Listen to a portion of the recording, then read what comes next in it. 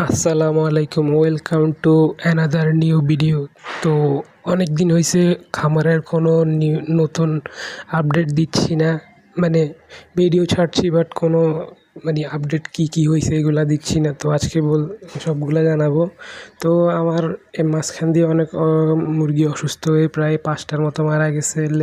Layer মারা গেছে 4টা, লেয়ারের বাচ্চা মারা গেছে একটা। আর এখন যেই লেয়ারগুলো দেখতেছেন এগুলো হচ্ছে আমার 4 মাস 2 দিনের লেয়ার আর কি। এখানে দেশি মুরগিও মিক্স আছে। আর হচ্ছে এখানে এগুলা, তো এখন এখানে মনে করেন লেয়ারের 4 মাসের বাচ্চা আর দেশি 4 মাসের বাচ্চা মিলে এখানে টোটাল 48টা আছে। আর আমার বড় লেয়ার যেগুলা ডিমেরগুলা ওইগুলা প্যারেন্টস আর কি, প্যারেন্টস আছে টোটাল সব মিলাই 30টা।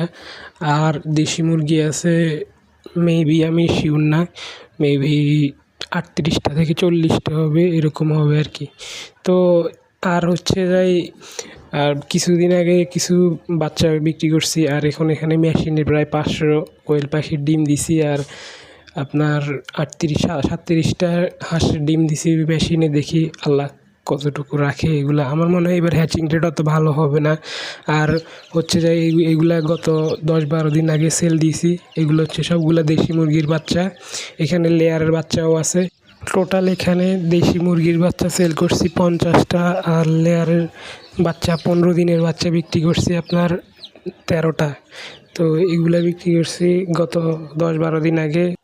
আজকের ভিডিও এতটুকু। আসসালামু আলাইকুম, সবাই আমার খামারের জন্য দোয়া করবেন। আল্লাহ হাফেজ।